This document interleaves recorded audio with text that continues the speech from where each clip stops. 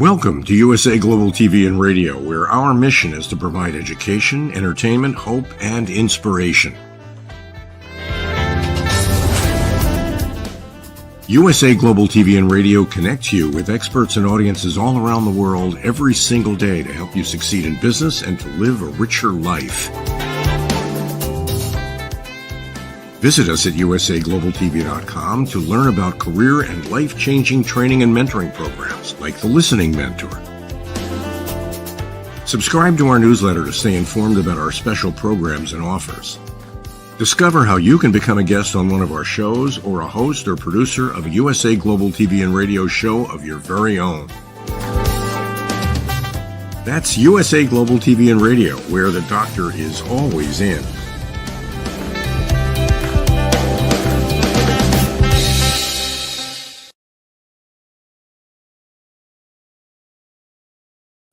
Hello, everyone. Good morning, good afternoon, good evening. Welcome home to USA Global TV and Radio, where we proudly provide world-class education, entertainment, hope, and inspiration.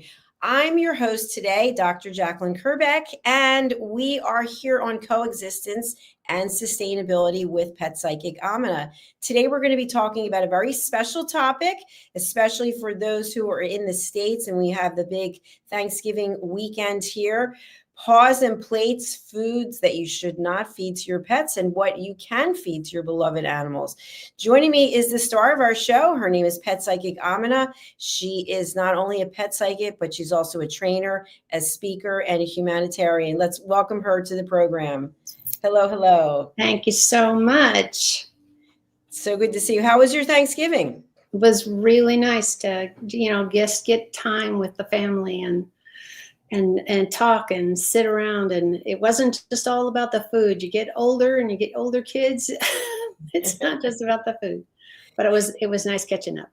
I'm glad to hear that. And can you share with us how many pets you do have and what do you feed them for a special holiday? Are they getting some turkey? No, they are not getting any people food. It just creates a possibility of begging for things when you're eating. That is not a good scenario to have. You imagine you're all sitting around and having a great dinner, Thanksgiving, Christmas, whatever, with the big meals, and your animals are being fed from the table. That's not healthy because you don't always know what it is and what's in it. Oh, they love Cheese Whiz. No one should be eating Cheese Whiz because if you've ever read the ingredients, some of them you can say out loud, and some of you just don't even know what color, number, blah, blah, blah is. So don't feed your pets people food.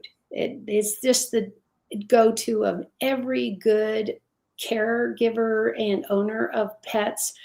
Sure, you feel great about loving them, but you could also love them into a hospital or a doctor. You don't know until afterwards that they have an allergic reaction or they have a sick reaction or throwing up. I don't know if people know this. Throwing up is violent on the body.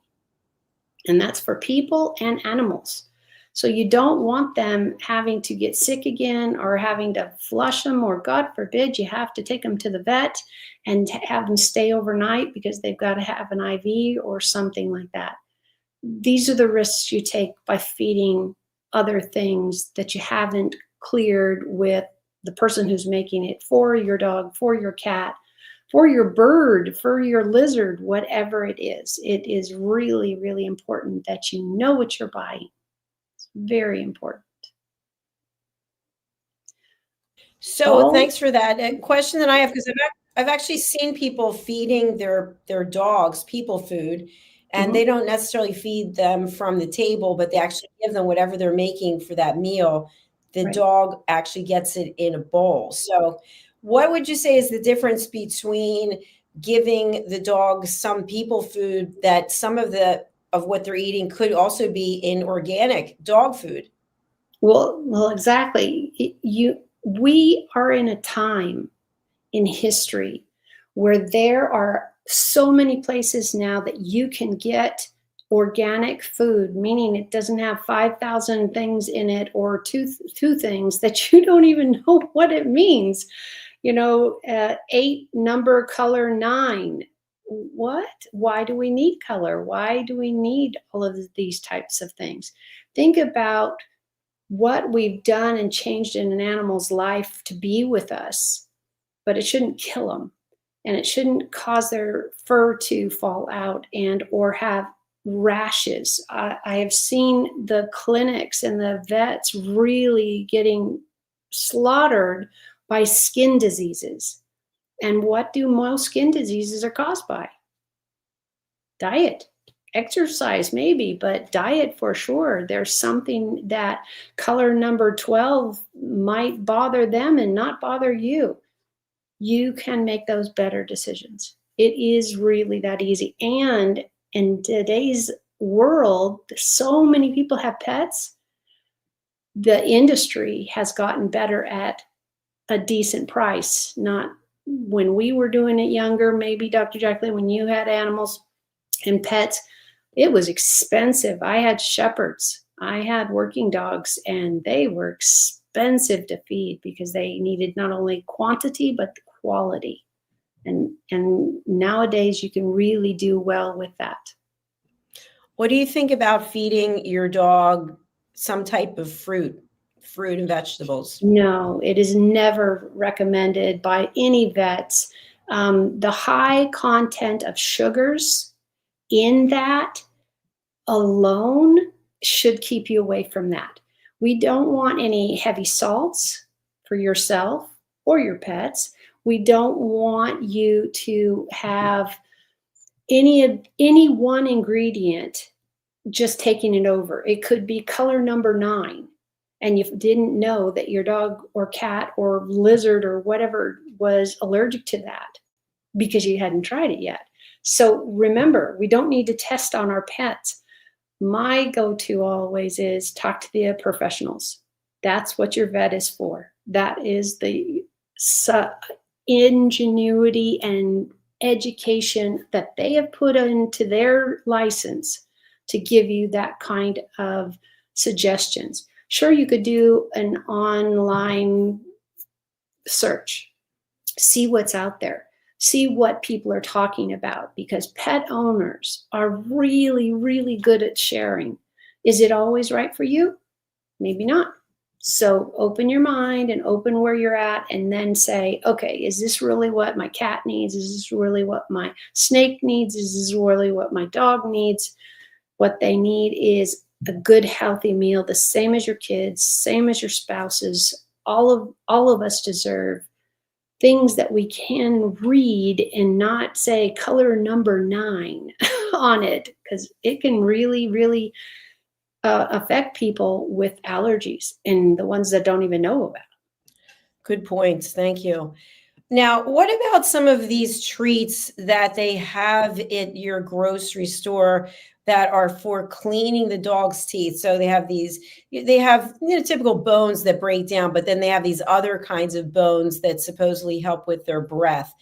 And they also have these little chewy things. Right. and little hot dog looking things. What are your Yep. thoughts about these types of treats that come in packages that you find in the grocery store? Well, like anything we eat, I don't know if people talk about this anymore, but look at the first three ingredients of anything you eat. That is the majority of what you're consuming. So if you are allergic to caffeine, I know I am. I can't have it on the third ingredient or the fourth ingredient, much less the first three. It causes all kinds of pain and rashes for me. So you need to know that means I don't eat chocolate either. That's not something I eat because it has caffeine and or it has different parts in it. You're going to get really good and you'll love it when you get to be the expert, when you start looking at labels. Those first three pieces on that label, whatever it is, a powder, a liquid, or whatever, that's going to be the majority of what you are consuming or you are using for your dog, your cat, whatever. So there are plenty of things that we can cross over. Some dogs are crazy about vegetables, asparagus, carrots, whatever. Now watch out on the carrots. It's high in sugar. So not so much the rest of the green vegetables. So check with your vet.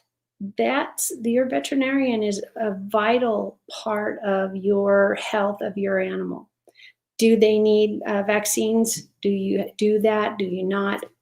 These are the people to ask those kind of things. Me as a trainer and as somebody who talks to animals, it's murder to listen to an upset tummy. I don't care if it's a child, an adult, or your dog. It is really, really painful to listen to and to have, and then have them have secondary problems because you didn't know they had a allergic reaction. How are you going to know until it happens? So talk to your vets. Talk to there are some really, really great pet stores that have really high-end pet food. Go there, talk to the staff. They're educated 99% of the time, and they will be able to help you.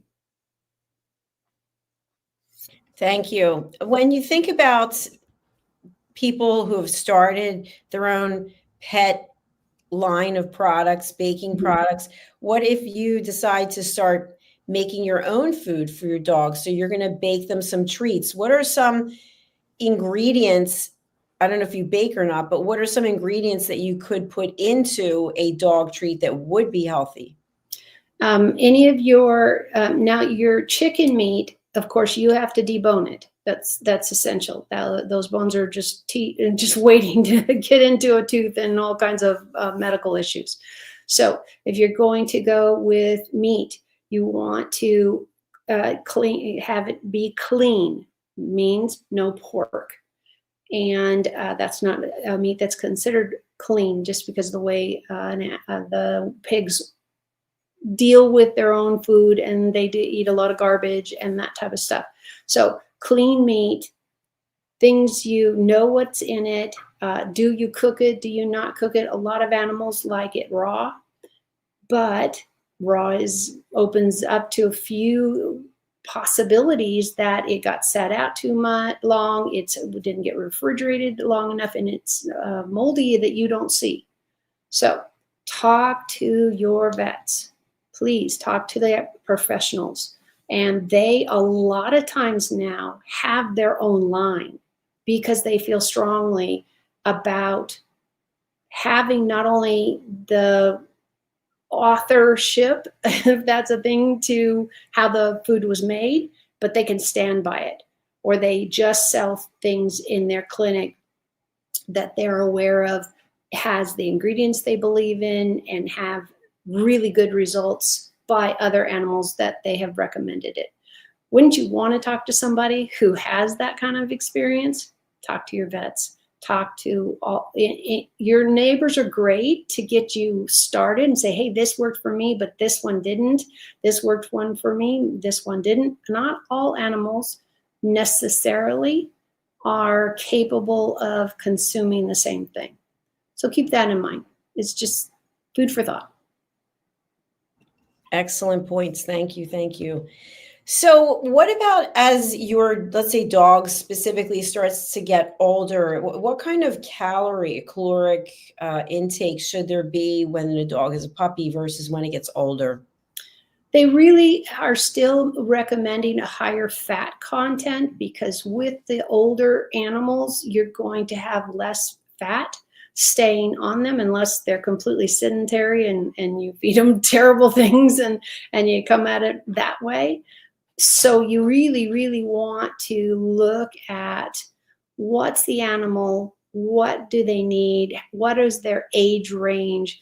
And I will tell you, the internet is fabulous to do these researches. You don't need to, go anywhere. You don't need to take your neighbor's advice only. Maybe it works for their pet, but maybe it doesn't work for yours. So I really highly encourage you to take this on. If you take on a life, your pet's life, and you want them to be there for the whole 5, 10, 20 years that you could be there together, nutrition and what they're eating is first and foremost. It is the epitome of importance. Having lots of good water, having good food. It's the same with people, believe it or not, but a lot of people will do better with their animals than they even do with themselves. That's very true. And sometimes I find that people become so attached to their animals that they're taking them everywhere. Are there places that are really not great to take your pets? Probably a restaurant. But again, that's a law on most of those. But there are now restaurants that cater to animals. So don't think that you're completely cut out. And also, if they have outside seating, that you usually can have a dog on the leash. Now, we got people doing cats on leashes. It's getting more common every day. But that, cats are a little bit different on deciding, no, I don't want to do that. No, I do want to do that. Where a dog is a pack animal, and they'll be a little bit, hopefully, more apt to go with the flow that the family's doing. So maybe take your own food so you can regulate it or understand, because maybe that restaurant says this is the best food ever, but it makes your dog sick. So be careful, be diligent, and always look out for the best for your pet, because we don't get them again. They don't reincarnate and come back. And I know anytime something happened with ours, I'd beat myself up first and then go, wait a minute, I got to learn from this and do better, because we can do that.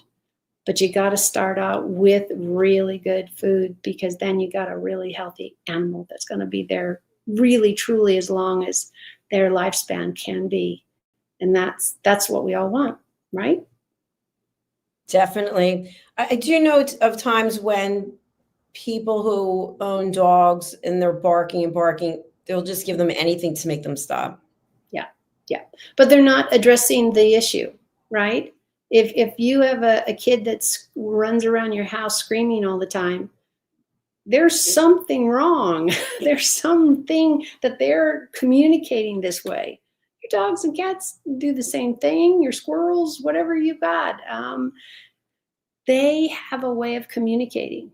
They don't know that you communicate a different way. They know you sound different and maybe you smell different, but they accept you as that's who you are.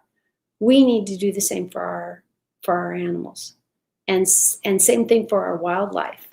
It is not a kindness to feed wildlife, believe it or not, because they are supposed to have a life out in the wild. So they're going to trim the bushes that they eat. They're going to eat some of the roots, maybe. They're going to dig a hole where there would have been a flood. There's a whole relationship between wildlife and nature and how it thrives. And you look at a whole bunch of ways that we've participated in landscaping, and we've destroyed all kinds of things, and we're flooding areas. Well, your animals don't do that. They instinctually say, okay, I'm going to take care of this. I'm not going to eat the whole family of mice. I'm going to eat 1 or 2 or 3, and maybe they'll get bigger and they'll be yummier. Animals know limits. Animals understand, it's part of who they are, that they are going to stay with safe people and happy people that love them and work with them, or they're a guard dog, whatever that they are meant to be.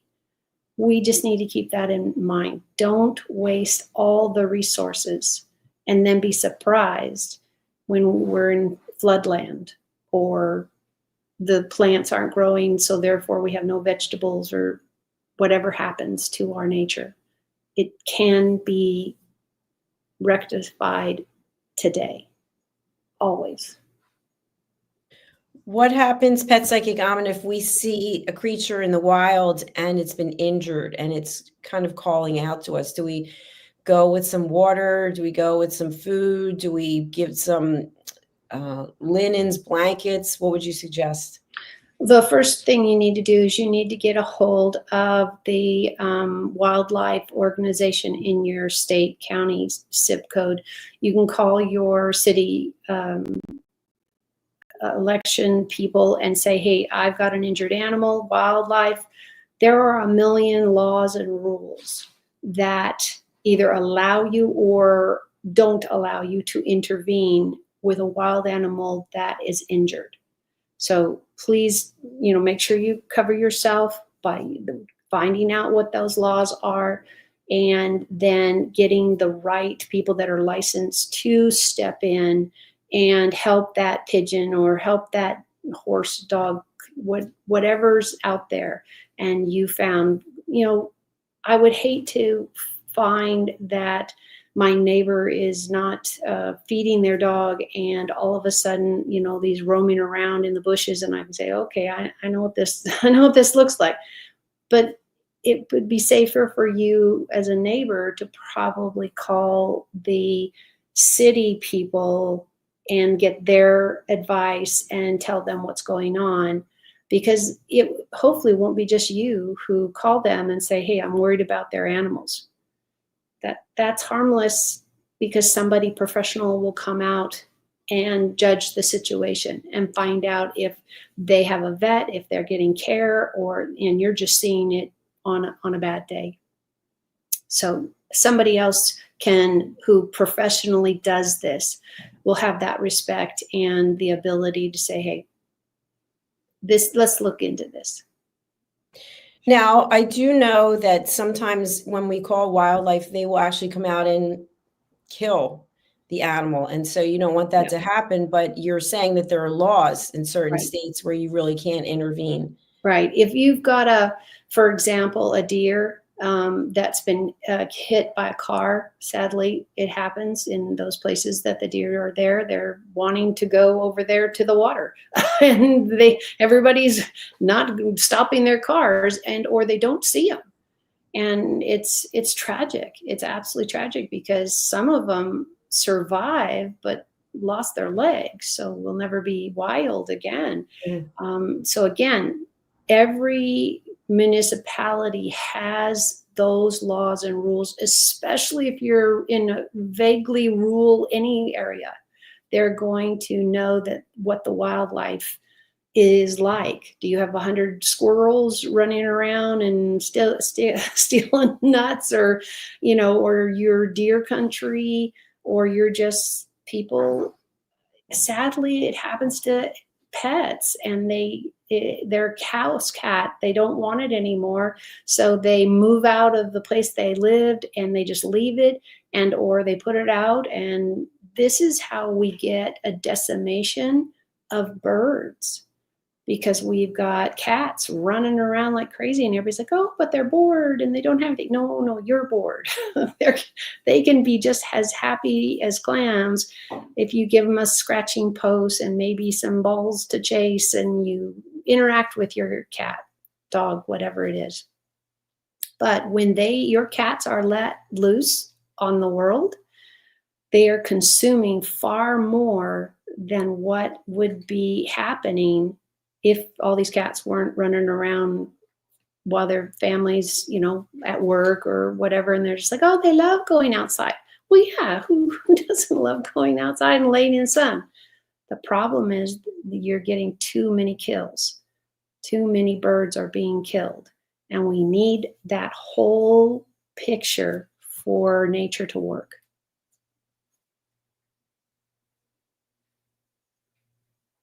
Yes. I was just thinking, it's really kind of tough sometimes because you want to do the right thing, but at the same Right. time, the deer, the pigeon, that they're suffering, and you'd like their suffering to be less, and maybe comfort them while they're Right. waiting for their ultimate demise.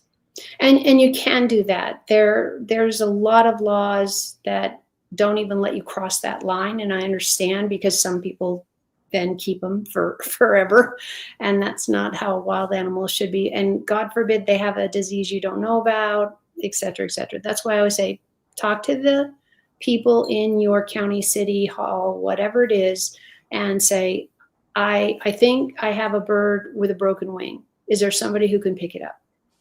And that means somebody who does this professionally, who this is their world is to do. There are people that are trained just for wildlife. We all live in such different places and so many different topographies. You can't possibly not have some kind of wild animal somewhere. I don't know about the cockroaches, but let's stick to birds and deers and all that kind of stuff. And know that there are people that can help you.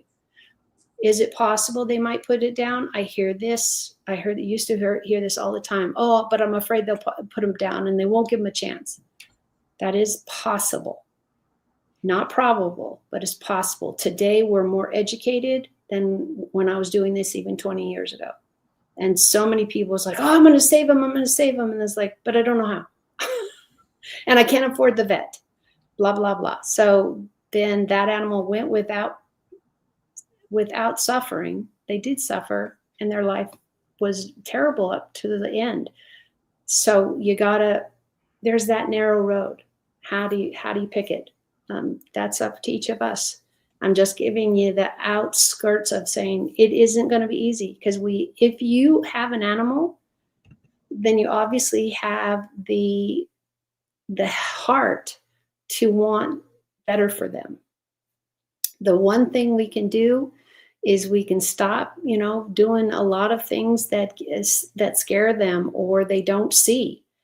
So many ribbons and signs and things that we put up, birds run right into them. They don't see it as a non-movable object. So be really careful what you put out and what you do and where the bird feeder is, if that's what you love to do, and make sure it's clean. Make sure it's clean.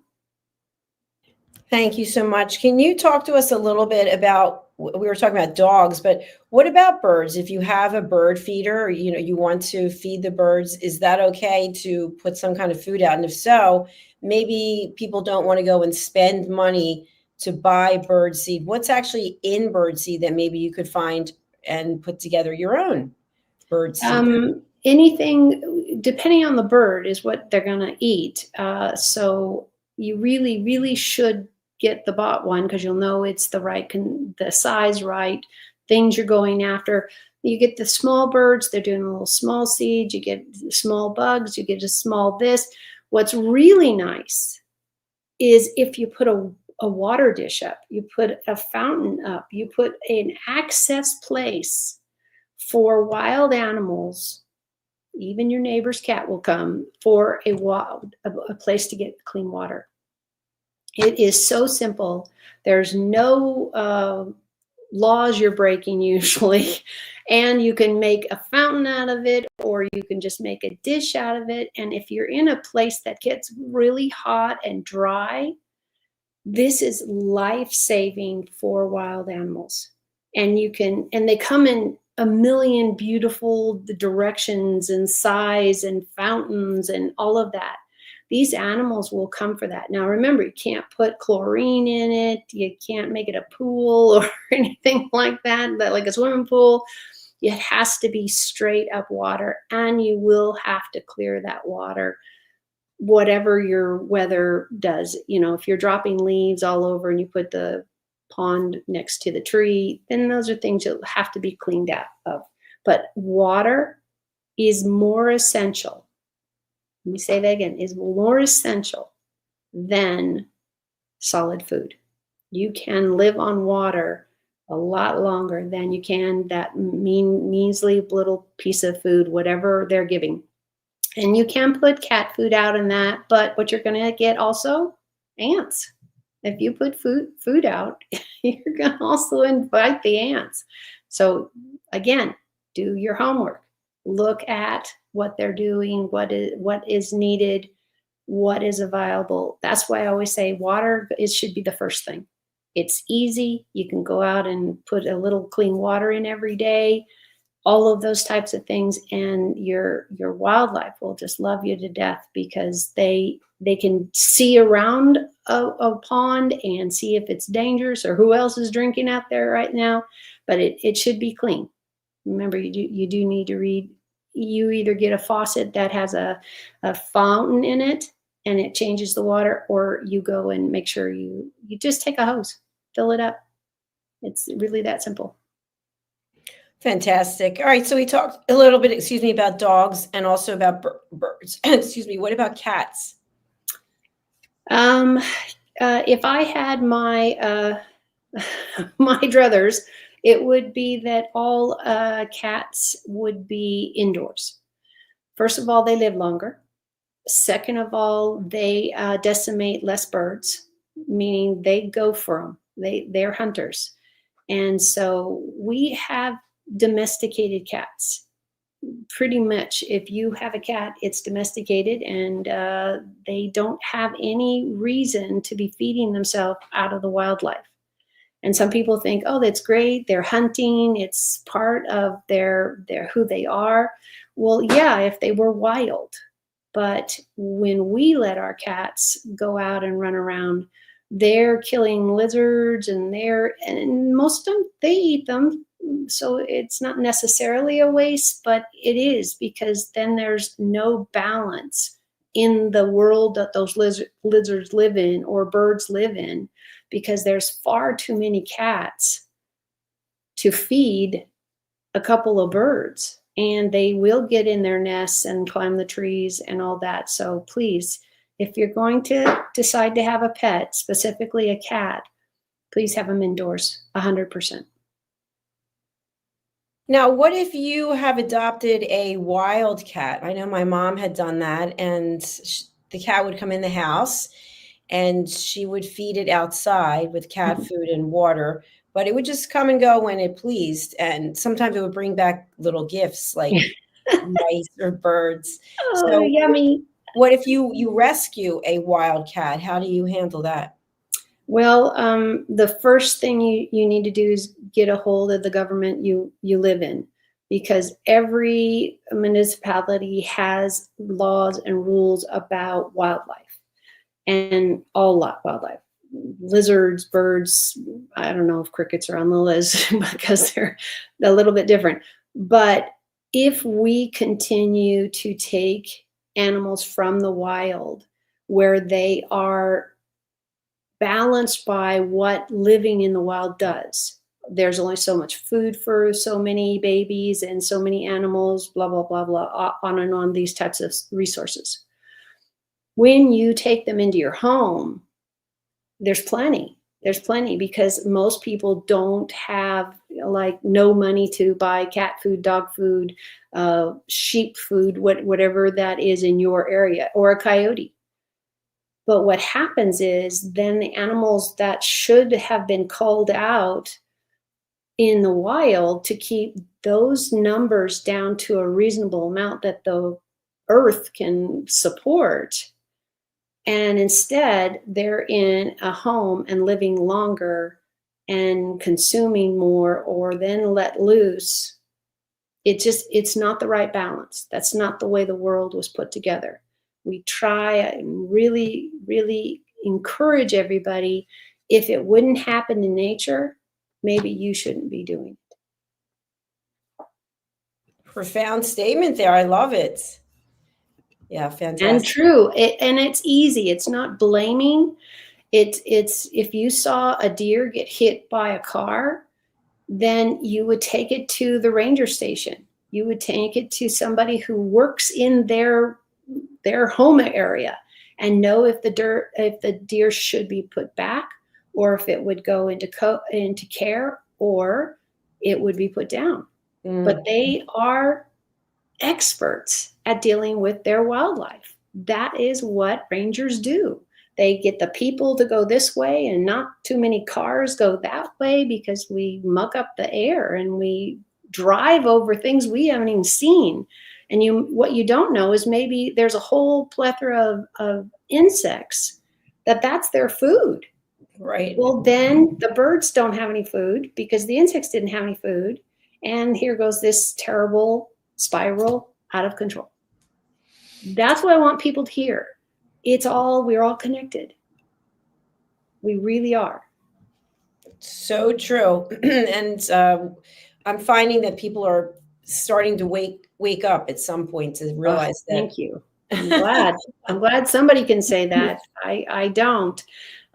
Just tons and tons of dogs and people and running around, and I'm always thinking, well, it's great they're off leash.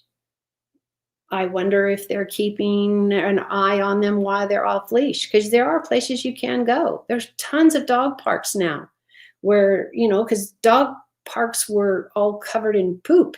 People weren't picking up, they weren't doing that. But guess a lot of governments are now making dog parks, and they have little bags that are right there for you to pick up. People still are struggling with that a little, but what they don't understand is the dog poop does not biodegrade into the dirt. And that's what they keep thinking. Oh, just let the cats do it. Let's let the dog. Well, do you feed them wild kill? No, most of the time. So therefore, their feces don't biodegrade as easily. Does it never happen? Well, sure, sometimes. But just imagine if you got a dog park of 20 dogs and they're all pooped and nobody picked them up. Exactly. Great for that park. I think at some point you may luck out if it's cold and the feces gets frozen and then the wind comes in. Then it just. But that's what the little bags are for. You put them on your hand and you pick up the poop and you reverse the bag. And now they make the bags biodegradable. I know, it's amazing. They've come a long way. So well, and they needed to bring all of us into that. And some people think, well, it's not a very strong bag then. No. They know what they're picking up. Yeah, people have invented this. But exactly. We do have people who will be listening to this later. Our shows are live broadcasts, but then they also become podcasts. So if you are listening to this as a podcast, we are showing Pet Psychic Amina's LinkedIn profile, which is one of the preferred ways that she likes to be contacted. And by the way, you are recipients of a couple of awards for 2024. So congratulations to you on that. Your LinkedIn profile is your name, Aminah-Ramzany, Ramezany. Yeah. And we also have your website. Let's take a look at that. And maybe you could just walk us through some of the opportunities people have to work with you. Yep. I have the gift, I don't talk about it a lot, to talk to pets that have passed. And because I talk to the people too. And also I'm a trainer, so I can give you tips on let's try this, let's do this. And this is what we've done you've allowed me to do on the show, is share those same things. What can we do? How can we do it outside? How can we, have a pet and I have allergies? That's a really stumper because everybody's so specifically individual on how their allergies and or addictions or whatever with pets are. Do you get a hairless cat? Maybe, but again, that's a personal decision, and I can give you some tips on what it looks like. And if you get a hairless cat, you're going to be doing a lot of skin care. That's really important because they don't have that protection. So that you're going to need to make sure that they have the moistures or whatever the vet recommends. So, but I don't need anybody in my presence to do a reading. That's never been a problem for my gift. And so you are willing to meet with people by phone or by Zoom, anywhere Yeah, they are absolutely. in I the world? don't charge any different by Zoom or by, I have Zoom, so it doesn't charge me more for more people. But no, so I try to keep my costs pretty consistent. I have never raised my price in 5 years. That's beautiful. Yeah. And here are the prices here, obviously affordable. So please do reach out to Pet Psychic Amina. We're here every Friday at noon Pacific time, 2 o'clock Central time, 3 o'clock Eastern time, 8 o'clock Greenwich Mean Time, and 9 o'clock Central European. I'm so surprised you memorized all of those things. So, and and pretty soon, Dr. JACALYN and I are going to talk about doing some remote work because I am heading north for a few weeks, and so we'll still have our talks and still help you with your pets. And please feel free to send me at Bridging Worlds a question if you'd like me to do that on the show.